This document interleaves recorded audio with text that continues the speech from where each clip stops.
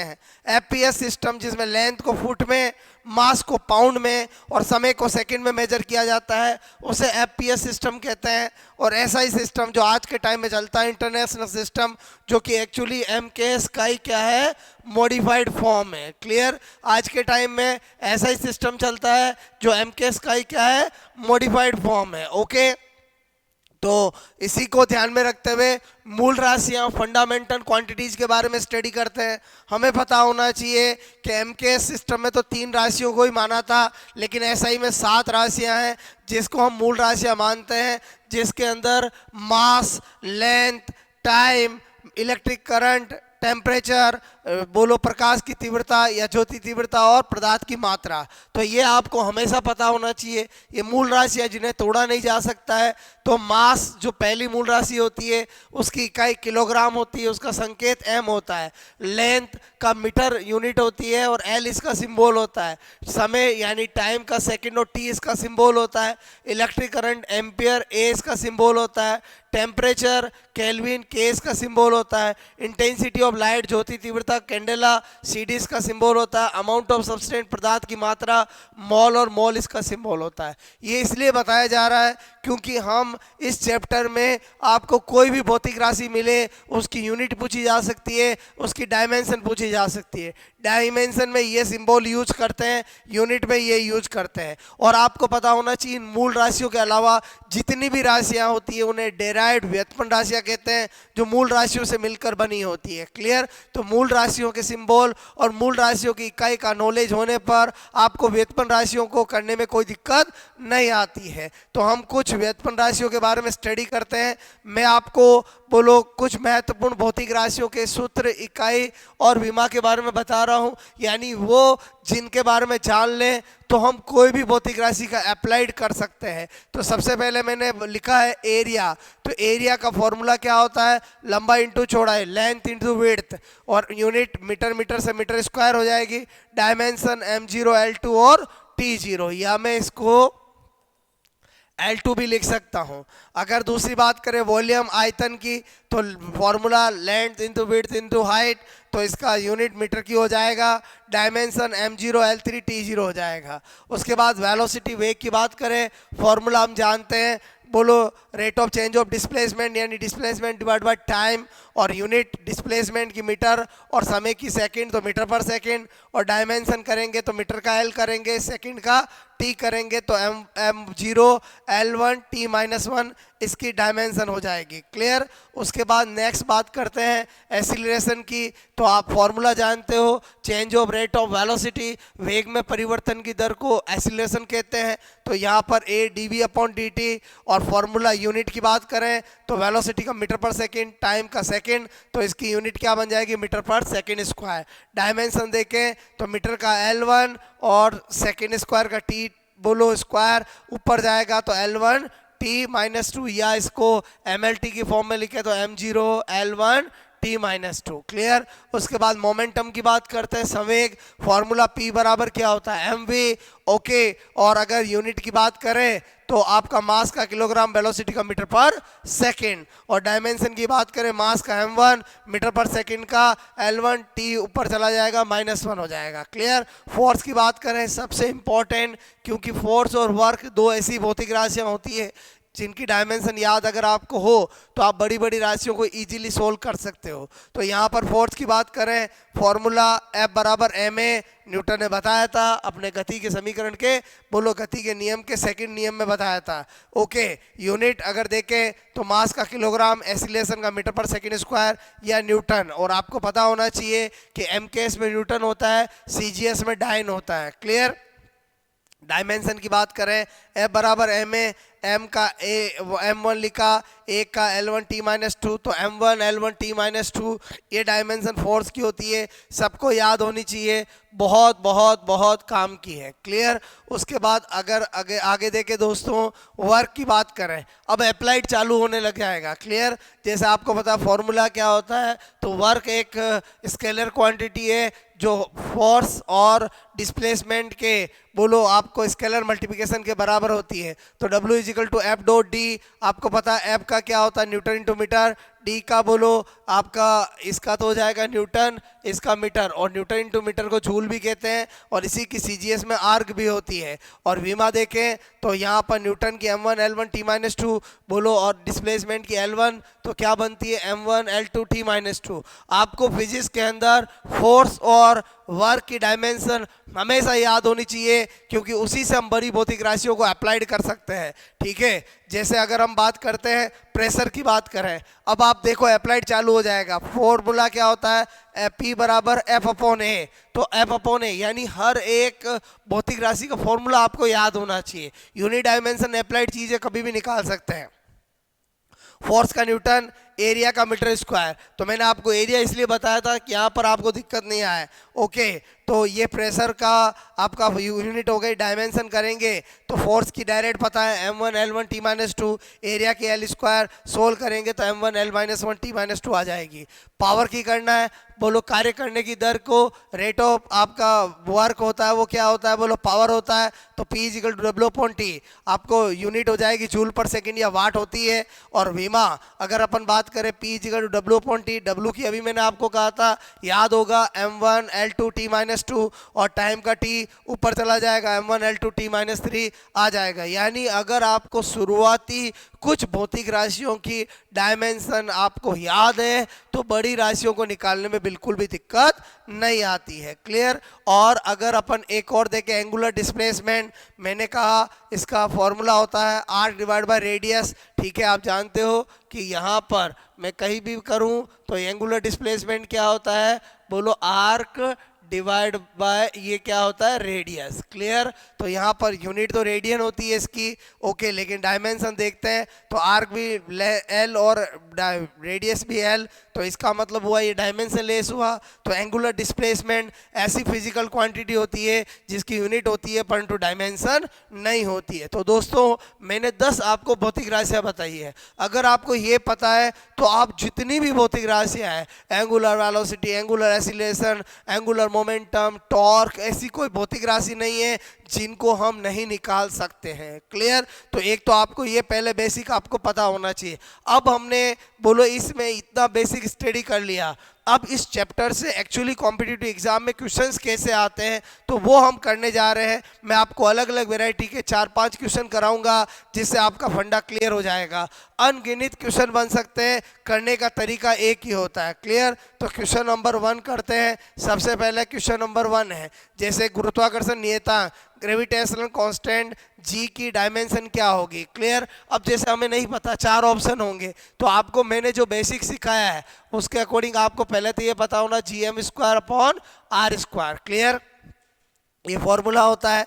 उसके बाद G = क्या हो जाएगा, F×r²/m²। अब आपको क्या करनी है, G की विमा करनी है, तो आपको F की पता है क्या है, m1 L बोलो L1 T-2। ओके, आपको पता है R की क्या होगा L², M का क्या हो गया M²। तो एक किससे कटा, M हो गया -1, L हो गया 3, T-2 और आपने टिक कर दिया। मैंने क्या सिखाया आपको, जो मैंने कुछ भौतिक राशियाँ बताई है अगर उनका आपको यूनिट डायमेंशन और पता है तो आप बाकी का अप्लाइड करने में दिक्कत नहीं आएगी। जैसा ये एक क्वेश्चन कराया, यहाँ पर इसकी जगह कुछ भी दे दिया जाए, आपको 4 ऑप्शन दिया जाए, आपको डायमेंशन निकालनी आनी चाहिए। उसके बाद अपन बात करते हैं नेक्स्ट वैरायटी के क्वेश्चन में, आपको E/B की विमा किस भौतिक राशि के समान होगी। यानी यहाँ पर E जो है वो इंटेंसिटी ऑफ इलेक्ट्रिक फील्ड और B है वो इंटेंसिटी ऑफ मैग्नेटिक फील्ड, विद्युत क्षेत्र की तीव्रता और चुंबकीय क्षेत्र की तीव्रता दे रखी है। यहाँ पर आपको ऑप्शन दे देंगे, बोलो 1 दे देंगे त्वरण, 1 दे देंगे वेग, 1 दे देंगे विस्थापन। ठीक है, किस भौतिक राशि के बराबर होगा। ठीक है, 1 दे देंगे बल। अब आपको क्या होगा, इसको सोल्व करना है। तो अगेन दोस्तों आपको पता होना चाहिए F बराबर क्या होता है, QE। क्लियर। और एक F बराबर क्या होता है, QVB। ये इलेक्ट्रिक फील्ड में बोलो आपका फोर्स का फॉर्मूला, ये मैग्नेटिक फील्ड में फोर्स का फॉर्मूला है, कोई दिक्कत नहीं। जब ये दोनों फोर्स है तो क्यू ई अपॉन क्या हो जाएगा, क्यू वी बी हो जाएगा। तो क्यू से क्यू कटा, हमें पूछा ई अपॉन बी, तो इसका मतलब ये किसके बराबर हुआ, वेलोसिटी का। इस वैरायटी का भी क्वेश्चन आपको कभी भी मिले कर सकते हो। बस आपको क्या याद होने चाहिए, बोलो पूरी फिजिक्स के अंदर जितने भी चीज़ें होते हैं उनके फॉर्मूले याद होने चाहिए। क्लियर? तो आपका काम सेकंडों में हो जाएगा, और ये फॉर्मूले जैसे हम पूरी फिजिक्स डिटेल से पढ़ते हैं सब याद हो जाते हैं। मैं यहाँ पर आपको पैटर्न बता रहा हूँ कि इस तरह के क्वेश्चन कैसे किए जाएंगे। कोई भी दो भौतिक राशियाँ दे दे, उनका मल्टीप्लाई डिवाइडेशन दे दे, पूछे इसका डायमेंशन किसके इक्वल होगी, तो आपको बोलो इस तरह से करना है। क्लियर? उसके बाद नेक्स्ट वैरायटी देखते हैं। आपको इस वैरायटी के क्वेश्चन आजकल ज़्यादा आते हैं आरपीएससी में। एफ बराबर बोलो ए प्लस बी एक्स, या एफ फोर्स दिया है, एक्स डिस्प्लेसमेंट दिया है, ए और बी की डायमेंशन क्या होगी। सबसे पहले ऐसे क्वेश्चन करने के लिए क्या रूल है दोस्तों, आपको पता होना चाहिए कि हम कभी भी दो चीज़ों को एडिशन या सब्ट्रैक्शन, जोड़ या घटा तभी सकते हैं जब वो यूनिट और डायमेंशन पॉइंट ऑफ से समान हो। आपसे मैं कहूँ 5 लीटर में 3 लीटर को घटाया जा सकता है, 5 लीटर में 2 लीटर को जोड़ा जा सकता है। इसका मतलब हुआ 5 लीटर में 2 मीटर को मैं ना जोड़ सकता हूँ ना घटा सकता हूँ। बस इसी फंडे पर बेस ये क्वेश्चन है। अगर आपको लिखा हुआ है एफ बराबर ए प्लस बी एक्स, इसका मतलब हुआ ए की विमा जो होगी वो किसके बराबर होगी, एफ के। ठीक है, इसका मतलब हुआ क्योंकि दो चीज़ों को जोड़ा है तभी घटाया जा सकता है जब वो बोलो यूनिट डायमेंशन पॉइंट ऑफ से सेम हो। इसका मतलब ए की विमा किसके बराबर होगी, एफ के। तो एफ के मतलब क्या होती है, m1 l1 t-2। क्लियर?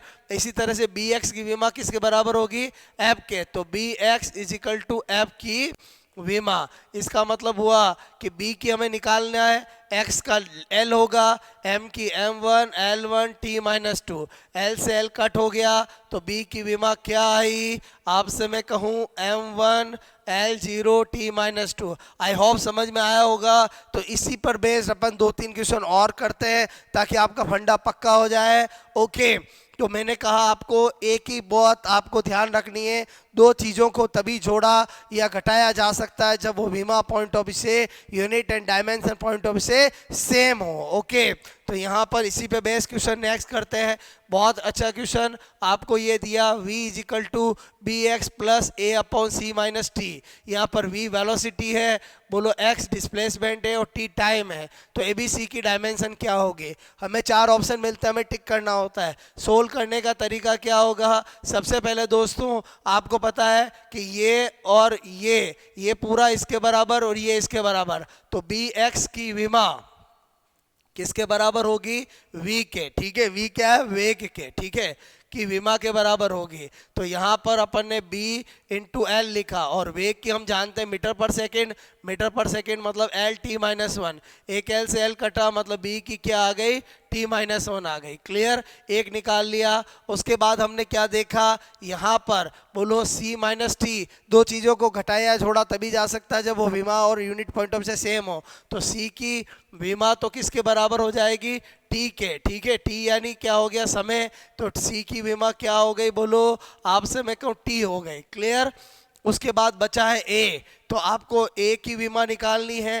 तो a की विमा निकालनी है तो क्या करना पड़ेगा, a अपॉन t की विमा। ठीक है, बोलो किसके बराबर हो गई, v के। तो a अपॉन t और v की क्या होती है, l1 t-1। तो आपको पता है उधर जाएगा l1 t-1 t, तो ये इससे कट जाएगा और l1 आ जाएगा।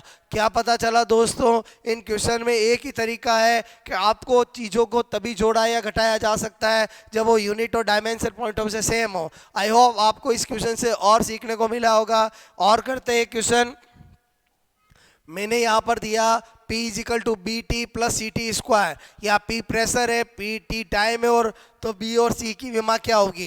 ये जो भी यहाँ पर दिया जाता है वो उनका आपको जरूर बताया जाता है, क्योंकि P का मतलब पावर भी हो सकता है, प्रेशर भी हो सकता है, तो जो एग्जामिनर दे वो मानना आपको। सोल्व करते हैं, आपको पता चला चूँकि क्या दे रहेगा, P is equal to B T plus C T square. तो अगर बी टी की विमा बोलो किसके बराबर होगी, बोलो P के। ठीक है, P की विमा के, और P क्या है, प्रेशर। ओके, तो BT की विमा, अगर BT यानी B इंटू कैपिटल T लिख दिया, और ये क्या है, F अपॉन A प्रेशर होता है। तो यहाँ पर आपको पता होना चाहिए F की क्या होती है, M1, ठीक है, M1 L1 T-2, और एरिया की क्या होती है, L स्क्वायर। तो B इंटू T किसके इक्वल हो गया, M1 L-1 T-2। तो यहाँ पर ये इधर जाएगा T, तो क्या आ जाएगा, बोलो B की विमा किसके बराबर हो जाएगी, बोलो M1 L-1 और आपका T-3। क्लियर। इसी तरह से आपको निकालनी है, बोलो C की विमा। ये हमने किसकी निकाली है, बोलो B की विमा निकाली है। सबसे पहले B की विमा निकालने के लिए क्या करना पड़ा, इसको किसके बराबर करा, इसके। ओके, और फिर हमें क्या निकालनी है, बोलो C की विमा निकालनी है। तो C की विमा निकालने के लिए क्या करेंगे, CT² की विमा किसके बराबर होगी, बोलो P के। ओके, तो CT² यानी C तो C कर दिया, ये कर दिया, और प्रेशर की अभी अपन ने देखा था, क्या देखा था, बोलो M1 L1 L-1 T-2। Clear. तो इधर चला जाएगा, तो C की विमा क्या बन जाएगी, M1 L-1 T-4। I hope आपको समझ में आया होगा। क्लियर। क्वेश्चन चाहे कैसा भी हो, भौतिक राशि कैसी हो, करने का तरीका सेम रहेगा। एक बात याद रखनी है, दो चीज़ों को जोड़ा या घटाया तभी जा सकता है जब वो यूनिट और डायमेंशन पॉइंट ऑफ से सेम हो। ओके, इसी तरह के क्वेश्चन आजकल एग्जाम में आते हैं। एक क्वेश्चन और करते हैं, आपको दे रखा है y = a sin b + cx dt। यहाँ पर x डिस्प्लेसमेंट है और T टाइम है, तो ABCD की विमा क्या होगी। सबसे पहले तो आपको पता होना चाहिए दोस्तों, y = a sin थीटा। इसका मतलब ये हुआ, ये एंगुलर डिस्प्लेसमेंट है। इसका मतलब ये हुआ कि यहाँ पर ये क्या होता है, विमाहीन, विमाहीन। ठीक है, तो ये पूरा B क्या होगा, विमाहीन, यानी B = क्या होगा, बोलो आपको मैं कहूँ M0 L0 T0। क्लियर। बोलो CX = M0 L0 T0। तो आपको पता है x का क्या होगा, L, तो यहाँ पर बोलो क्या होगा, 1, तो C = 1/L यानी L-1 आ जाएगा। किसी की यूनिट डायमेंशन लेस का मतलब होता है 1 कर सकते हैं। क्लियर। तो यहाँ पर हमने देखा B की आ गई, C की आ गई, अब D की निकालनी है, तो dt = 1 कर देंगे। ओके, तो आपको पता है D इंटू बोलो T = 1, तो D = 1/T। तो D की विमा क्या आ गई, बोलो T-1। क्लियर। ओके, C की क्या आ गई थी, L-1।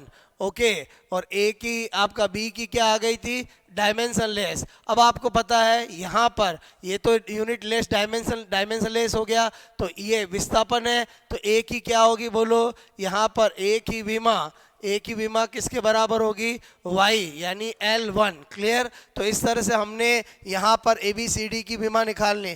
कोई सा भी क्वेश्चन हो, करने का तरीका सेम है। आपको बस एक बात याद रखनी है, दो चीज़ों को जोड़ा या घटाया तभी जा सकता है जब वो यूनिट और डायमेंशन पॉइंट ऑफ से सेम हो। ओके, आई होप आपको यूनिट एंड डायमेंशन का एक सिंपल तरीके से फंडा समझ में आया होगा। कैसा लगा लेक्चर, जरूर कमेंट्स करके बताएं। और जो भी ये लेक्चर नए स्टूडेंट देख रहे हैं, वो एक बार चैनल को जरूर सब्सक्राइब कर लें, ताकि आपको नए नए बोलो लेक्चर्स मिलते रहें। ओके, और आज इसी लेक्चर्स के आपको हमारे लाइव सेशन में शाम को 5 बजे आपको बहुत सारे क्वेश्चन डिस्कस करेंगे, जिससे थ्योरी का अप्लाइड भी आपका हो जाए। क्योंकि फिजिक्स ऐसा सब्जेक्ट है, बोलो साइंस ही पूरा सब्जेक्ट ऐसा होता है जिसके अंदर थ्योरी के साथ साथ अगर क्वेश्चन किया जाए तो थ्योरी पूरी स्ट्रांग हो जाती है। Okay, best of luck.